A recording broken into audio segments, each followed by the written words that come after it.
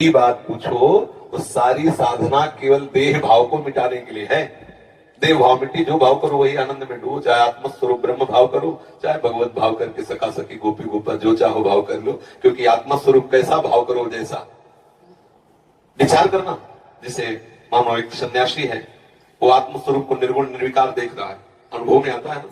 एक भक्त है, उसे दास स्वरूप में देख रहा है। दास शरीर थोड़ी होता है, दास स्वरूप भाव में उसने भावना की भेद बुद्धि करके, और तो उसे दास सेवक भाव अनुभव हो रहा है। जो जैसे भावना करता है आत्मस्वरूप, जैसे अभी हम देह भाव में हैं तो हमें यही तो लग रहा है मैं यही हूं, तो आत्मस्वरूप भावना हम देह भाव में कर लिए ना। अब इसे हटाइए, आप जो भाव कीजिए। अंतिम समय यदि मृग का चिंतन करते हैं तो आत्मस्वरूप मृग स्वरूप में प्रकाशित हो जाता है। भरत जी को देखो, अंतिम समय में स्त्री का चिंतन करते हैं तो पुरंजन अगला जन्म स्त्री का। आत्मस्वरूप कैसा भाव करो जैसा, कोई भाव ना करो तो मुक्त हो गए। समझ गए ना, कोई भाव नहीं, मुक्त हो गए। अगर भाव कर रहे हो तो किस कोटि का कर रहे हो, जो कर रहे हो उसी का फल है। अपने लोग क्या भगवत भाव, अपने लोग क्या सखी भाव, अपने को सखा भाव, अपने को दास भाव, जो भाव करो सो वो आपको प्रभु ऐसे अनुभव, आत्मस्वरूप प्रभु है। और कोई भाव नहीं तो जीवन मुक्त हो। समझ में आ रहा है? आत्मस्वरूप कैसा भाव करो जैसा, और कोई भाव ना करो तो इसे कहते हैं निराकार और निर्विकार चिदानंद में स्वरूप। बिल्कुल सब सिद्धांत सत्य है, पर अपने भाव को पहले शरीर भाव से हटाना होगा। जब तक शरीर भाव है तब तक विषय भाव है, कोई भगवत भाव नहीं, कोई ज्ञान भाव नहीं, कोई योग भाव नहीं। योग में भी चित्तवृत्ति का निरोध करके विषयों से हटाकर आप परमात्मा स्वरूप प्रभु में लगाया जाता है। ज्ञानी जन देह भाव का नाश करके अपने स्वरूप में स्थित हो जाते हैं। भक्त जन देह भाव का नाश कर भगवत स्वरूप में, जिसे आत्मा कहते हैं ज्ञानी जन, भक्त जन उसे भगवान कहते हैं, योगी जन उसे परमात्मा कहते हैं। तो वही एक तत्व, समझ रहे ना। ये देह भाव हटाना, तुम पुरुष न थे ना हो न रहोगे।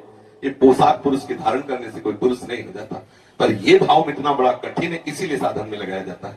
अगर भाव अभी समझ में आ जाए तो अब भी आत्मा का कोई बंधन नहीं है। इसीलिए मोक्ष भी झूठा और बंधन भी झूठा। अब वो कोई कहेगा शास्त्रों में इतना मोक्ष का महिमा लिखी है, तो मोक्ष भी झूठा है और बंधन भी झूठा है। जब बंधन ही झूठा है तो मोक्ष कैसा, किसका? सहज स्वरूप मुक्त आत्मा का कभी बंधन हुआ ही नहीं, तो झूठा ही तो है मोक्ष। बता, आप बताओ, कभी आत्मा का बंधन हुआ क्या? कभी आत्मा का त्रिकाल में कहीं बंधन शास्त्र में लिखा हो तो मैं बताओ। तुमने माना, तुम्हारी मान्यता ही बंधन है, तुम्हारी मान्यता ही मोक्ष है। खत्म के वो मान्यता जितनी जल्दी तुम बंधन से हटा पाओ उतनी जल्दी मोक्ष को प्राप्त हो गए। यही मोक्ष है, न बंधन है न मोक्ष है। बंधन और मोक्ष ये मन की मान्यता के अनुसार है। आप अपनी मान्यता को मन से हटाकर स्वरूप में स्थित कर सकते हैं। इसी के लिए बहुत से साधन बताए गए, ज्ञान मार्ग, कर्म योग मार्ग, भक्ति योग मार्ग। जिस मार्ग से चले ये प्रपंच का जो है, ये वैराग्य भाव जब तक नहीं आएगा तब तक आंतरिक बातें समझ में नहीं आती। चाहे प्रवचन जितना कर ले, चाहे जितना सुन ले। नायमात्मा प्रवचनेन लभ्या, चाहे जितना प्रवचन कर ले लेकिन आत्म तत्व का बोध नहीं होता। चाहे जितना प्रवचन सुन ले, चाहे जितना बुद्धि बलवान हो, आत्म तत्व जब वर्ण करें तब होता है। हमारा लक्ष्य दृढ़ हो जाए और सब बाहरी, आज हम चाहे जितना सुने व्यवहार कोई सत्य मान रहे, देख लीजिए छोटी छोटी बात में प्रतिकूलता अनुकूलता, लड़ाई झगड़ा राग द्वेष कहाँ है? केवल बातें केवल हो रही आत्म तत्व बोध की तरफ या भगवत मार्ग की तरफ। सच्चाई से चलने लगो, अंदर ही मार्ग दिखाई देने लगेगा, अंदर ही प्रकाशित हो जाता है मार्ग। साधकों को ज्यादा माथापच्ची नहीं करनी पड़ती।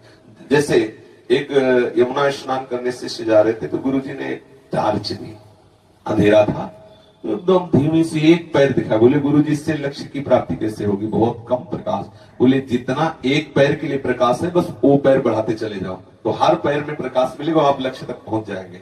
बस ऐसे ही हमें जो नाम मिला है, थोड़ा चिमचिमाहट सी लग रही है आनंद की, उतने भी आप चलना प्रारंभ कर दो, आपको लक्ष्य तक पहुंचा देंगे। होता क्या है, हम इस बात में परेशान रहते हैं, ये मंत्र नहीं वो मंत्र, मंत्रों से कुछ नहीं होना, चिंतन से होना है।